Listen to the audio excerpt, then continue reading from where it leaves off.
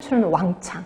예, 그렇게 하는 거고, 효과성은 목표에 도달되느냐 안 되느냐 이것만 보는 겁니다. 돈이야 얼마든지 들어왔든 상관 안 해.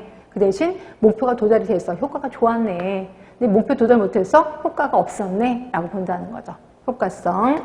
그런데 대응성은 어때요? 국민의 의견에 대응해야 돼. 그래서 국민이 해달라고 하면 그 요구에 대응을 해야 돼. 이게 대응성.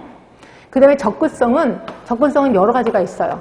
지리적인 접근성도 있을 거고, 그 다음에 시간적인 접근성도 있을 거고, 또 경제적인 접근성도 있을 거고, 여러 가지 접근성이 있어. 이런 접근성을 높여야 된다는 거죠. 근데 이 중에서 우리 지리적인 접근성, 특히 보건의료기관이 지리적인 접근성 높을까요, 낮을까요?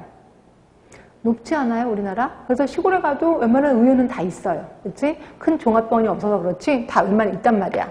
그러면 시간적인 접근성은 뭔데? 내가 언제든지 가고 싶을 때 병원 문이 열어 있어야 돼. 열어 있어요, 없어요? 시간적 접근성.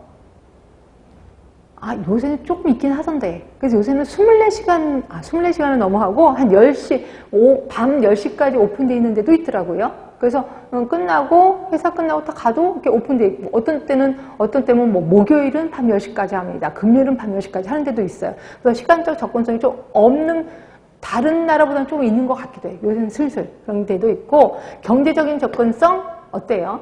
우리나라 건강보험 때문에 경제적인 접근성은 많이 낮춰졌습니다. 하여튼 이렇게 접근성을 높여야 된다라고 되어 있는 거고요. 그 다음에 보건행정은 여러 사람이 참여를 해야 돼. 그게 이제 민주성입니다. 그래서 이렇게 목적이 있는 거고요. 기본 원리는 보건행정 이래야 돼라고 한다는 거죠. 평등해야 된다는 거지. 그리고 법률에 맞게끔 해야 되는 거고, 신의 성실하게. 그 다음에 과잉 급부 금지 너무 잘해주면 안 돼. 너무 보건의료 서비스를 너무 잘해주면 어떻게 된다 그랬어요? 고급 의료를 막 해줘. 그러면 의료비가 끝도 없이 올라가거든요. 의료비가 끝도 없이 올라가면 어떤 현상이 일어나요? 돈 많은 사람들은 그 의료 혜택을 받을 거고, 돈 없는 사람은 의료 혜택을 못 받을 거고, 결국 의료의 양극화가 일어난단 말이야. 그러면 이걸 시장 실패라고 하거든요. 그래서 너무 잘해주면 안 돼. 과잉 급부 금지의 원칙. 그 다음에 사회주의 국가 원리야. 그러면 여러분들은 아까는 민주성이라면서요. 근데 여기도 사회주의 국가 원리. 기본이 사회주의고 그러면 앞으로 나가는 게 민주인가요? 그건 아니고요. 사회주의 국가는 그거잖아요. 필수적인 거 국가가 해주잖아요. 그거예요. 필수적인 거 국가가 해주는 그 원칙에 따라야 된다라고 보시면 돼. 그래서 이게 기본 원리. 그래서 여기 보시면 예전에 그렇게 질문하신 분이 있어서 깜짝 놀랐는데, 다음 중 보건행정의 목적이 아닌 건 뭐냐?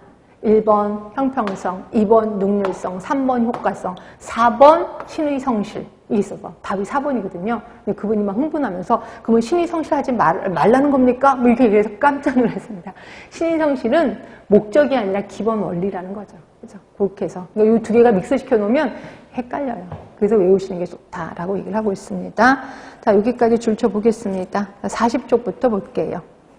40쪽에 보시면 보건행정의 성격, 공공성의 사회성. 그래서 공익을 위한 공공이익과 사회성을 갖는다. 봉사성입니다. 국민에게 적극적으로 서비스하는 봉사 기능을 가지고 있다. 조장성 및 교육성. 주민의 자발적인 참여 없이는 그 성과를 기대하기 어려워. 그러기 위해서 교육을 실시한다는 거죠. 그래서 보건행정은 교육을 중요한 수단으로 사용하고 있다. 과학성 및 기술성입니다. 과학행정인 동시에 기술행정이다. 그 다음에 5번, 6번 시험 문제 나오면 답은 쓸 수 있게끔. 건강에 대한 개인적 가치